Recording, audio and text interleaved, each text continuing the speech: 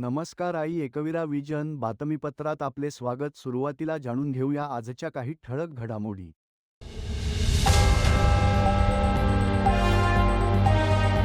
भाजपचे गटनेते पदी श्री देवेंद्र फडणवीस यांची निवड, उद्या मुख्यमंत्री पदाची घेतील शपथ।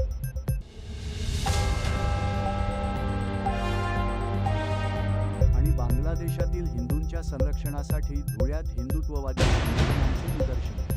भारतीय जनता पार्टीच्या विधिमंडळ गटनेतेपदी श्री देवेंद्र फडणवीस यांची सर्वानुमते निवड करण्यात आली आहे। श्री देवेंद्र फडणवीस हे उद्या मुख्यमंत्री पदाची शपथ घेतील म्हणून धुळ्यात भारतीय जनता पार्टीने जल्लोष केला आहे। भाजपा कार्यालयासमोर एकत्र येत फटाक्यांची आतिषबाजी करीत आनंदोत्सव साजरा करण्यात आला आहे।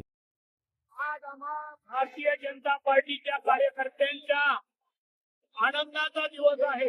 2019चा भारतीय जनता पार्टी आणि शिवसेनेचं बहुमत असताना शिवसेनेचे नेते उद्धव ठाकरे हे शरद पवारांच्या सांगण्यावरून आम्हाला सोडून गेले। 2.5 वर्ष त्यांनी त्यांच्या बरोबर राज्य केलं। मात्र आमचे नेते माननीय देवेंद्र भाऊ फडणवीस यांनी सांगितलं होतं मी पुन्हा येईल आणि 2.5 वर्षानंतर शिंदे साहेबांचा गट घेऊन उद्धव साहेब त्यांच्या बाजूला सारून शिंदे गटाने हिंदुत्वाच्या बाजूला आले आणि त्या काळी भारतीय जनता पार्टी आमदार जास्त होते तर एकनाथरावजी शिंदे साहेबांना मुख्यमंत्री पद दिलं।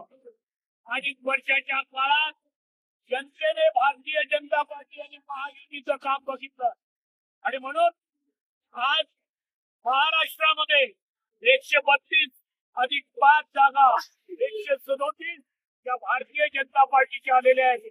आणि म्हणून आज भारतीय जनता पार्टीच्या महाराष्ट्र भारतीय जनता पार्टी संघटनेने गट नेता म्हणून माननीय देवेंद्र भाऊ फडणवीस यांचं नाव जाहीर करून उद्या आमचे आपले सर्वांचे नेते देवेंद्र भाऊ फडणवीस हे पंतप्रधान नरेंद्र मोदी साहेबांच्या उपस्थितीमध्ये महाराष्ट्र राज्याच्या मुख्यमंत्री पदाची शपथ घेणार आहोत।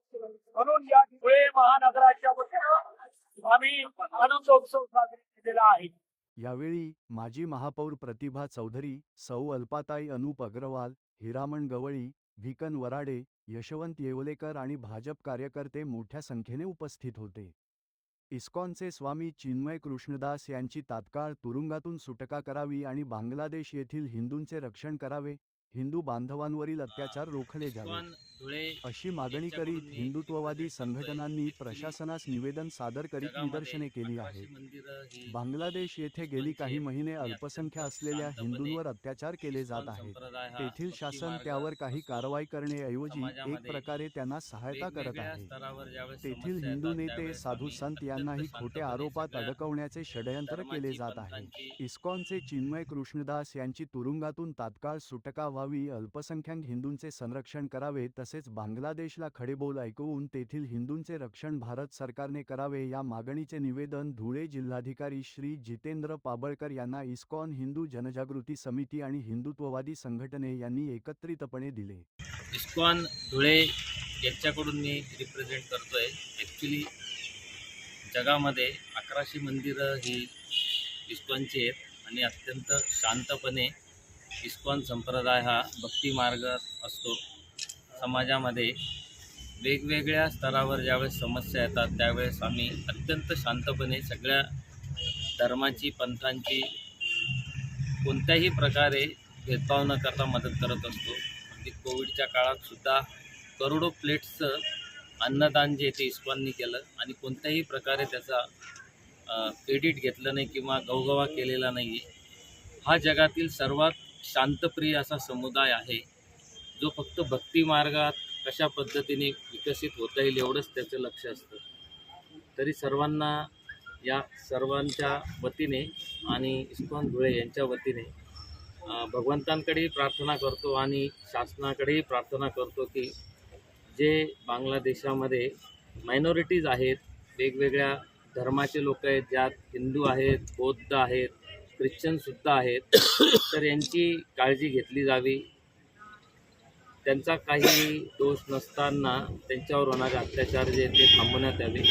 एवढी या ठिकाणी प्रार्थना करतो. यावेळी इस्कॉनचे सुबोध कृष्णदास, सुधीर गौरदास, कमळ कृष्णदास, भाजपचे माजी महापौर सौ प्रतिभा चौधरी, सौ अल्पाताई अनूप अग्रवाल तसेच भाजपचे पदाधिकारी श्री हिरामण गवळी, श्री राजू मराठे ते मोठ्या संख्येने उपस्थित होते. याबरोबरच आई एकविरा विजन बातमीपत्र समाप्त होते. पुढील अपडेटसाठी आई एकविरा विजन बातमीपत्रला सबस्क्राईब आणि लाईक करा.